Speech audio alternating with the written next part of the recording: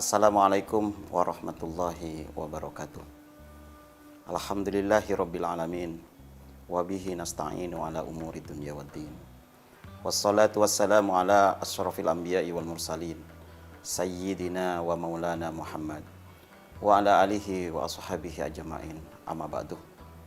Saudara-saudara yang Allah muliakan, kali ini kita mencoba membahas mengenai sesuatu yang sudah lazim dilakukan oleh kaum muslimin, khususnya Ahlus Sunnah wal Jamaah. Kita terbiasa telah melaksanakan satu kegiatan penting di masyarakat, yaitu pelaksanaan tahlilan di masyarakat. Akhir-akhir ini tahlilan ini mulai dipersoalkan karena harus ada malam pertama, malam kedua, malam ketiga, dan malam ketujuh. Sampai mungkin malam ke-40, malam 100, dan setahun, dan lain-lain. Persoalannya adalah bukan pada tahlilannya yang dipersoalkan orang, tapi kemudian merambah, yang dipersoalkan itu adalah tahlil itu sendiri. Sejatinya tahlil itu adalah membacakan kalimatut tauhid la ilaha illallah. La ilaha illallah ini satu perintah penting di dalam hadis qudsi.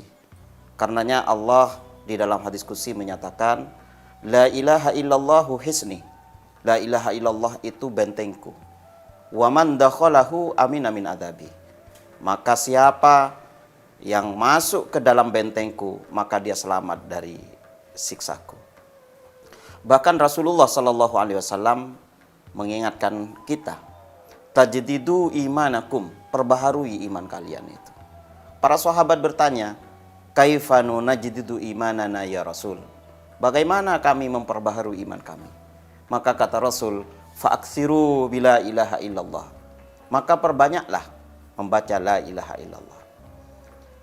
Konsep tahlil yang dikembangkan, yang umum beredar dan dilaksanakan oleh kaum muslimin, utamanya kaum muslimin dari kalangan Nahdliyin, ini merupakan bagian dari strategi dakwah. Strategi dakwah yang dilakukan oleh para ulama. Di zaman dulu, malam pertama sampai malam ketujuh itu memang dilakukan oleh kaum atau umat lain. Dan itu hanya sekedar lek-lekan, kata orang Jawa, hanya sekedar menjaga waktu malam. Jadi prinsipnya tidak diisi oleh hal-hal yang penting dan pokok.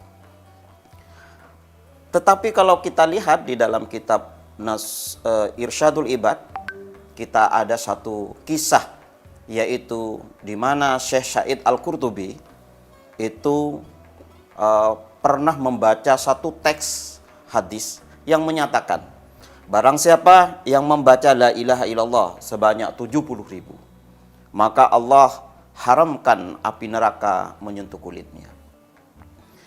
Di dalamnya dikisahkan bahwa Syekh Sa'id Al-Qurtubi itu merasa kurang yakin. Masa dengan 70.000 la ilaha illallah lalu orang itu bisa selamat dari api neraka? Akhirnya Syekh Sa'id Al-Qurtubi mencoba menelusuri teks hadis ini, kesohihan teks hadis ini. Ternyata menurutnya ini sahih sekali. Akhirnya Syekh Sa'id Al-Qurtubi membaca la ilaha illallah sebanyak 70.000 untuk kakeknya, 70.000 untuk neneknya, 70.000 untuk bapaknya, 70.000 untuk ibunya, dan seterusnya. Bahkan beliau sampai membaca 70.000 yang belum diniatkan untuk siapa-siapa. Suatu ketika Syekh Sa'id Al-Qurtubi mendengar ada seorang anak muda yang dipercaya bisa melihat surga dan neraka. Dipercaya oleh masyarakat bahwa anak muda ini bisa menyaksikan dan melihat secara nyata tentang surga dan neraka. Syekh Sa'id Al-Qurtubi pun nggak percaya. Masa mungkin ada orang bisa diperlihatkan oleh Allah surga dan neraka kepada dirinya? Pendek cerita, suatu ketika Syekh Sa'id Al-Qurtubi berada di dalam suatu acara resepsi, selesai makan-makan dan melihat anak muda itu pun makan, Maka selesai anak muda itu makan, mendadak anak muda itu berdiri dan berdoa kepada Allah.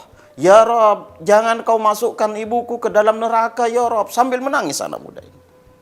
Maka Syekh Said Al-Qurtubi yang nggak begitu yakin terhadap anak muda ini. Lalu Syekh Said Al-Qurtubi mengatakan di dalam hatinya, hari ini akan aku uji engkau. Katanya engkau bisa ngelihat surga dan neraka. Saya telah membaca La ilaha illallah sebanyak 70.000. Hari ini aku sedekahkan kepada ibumu yang katanya masuk neraka itu.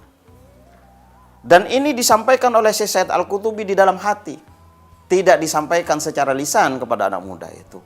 Begitu Syekh Said Al-Qurtubi menyatakan di dalam hatinya, mendadak anak muda itu berkata, Ya Rob, terima kasih engkau telah memindahkan ibuku dari neraka ke surga. Gara-gara sedekah pahala orang yang membaca La ilaha illallah sebanyak 70.000. Lalu engkau pindahkan ibuku dari neraka ke surga. Ini sebab sedekah La ilaha illallah sebanyak 70 yang telah diberikan kepada ibuku. Tapi engkau sembunyikan orangnya. Mudah-mudahan kau masukkan orang itu ke dalam surgamu pula ya Rob. Hadirin, saudara-saudara yang dimuliakan Allah, dari sini kita bisa mengambil itibar. Ulama kemudian menjadikan cerita ini menjadi satu kisah atau satu tradisi. Daripada tradisi kematian itu diisi oleh lek-lekan, yaitu bermalam tanpa ada makna. Bahkan mungkin hanya main gaplek saja. Sama ulama diisi dengan cara membacakan kalimat tauhid, yaitu la ilaha illallah sebanyak 100 kali.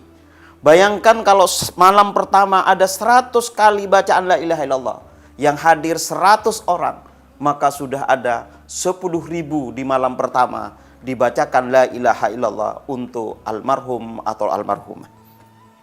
Malam kedua 10.000. Jika di 7 malam, itu berarti ada 70.000 yang telah dibacakan kalimat tauhid untuk almarhum dan almarhumah. Bersandar pada ini, betapa para ulama itu pandai menarik konsep agar umat bisa membaca kalimat tauhid, agar umat bisa membaca 70.000 kalimat tauhid.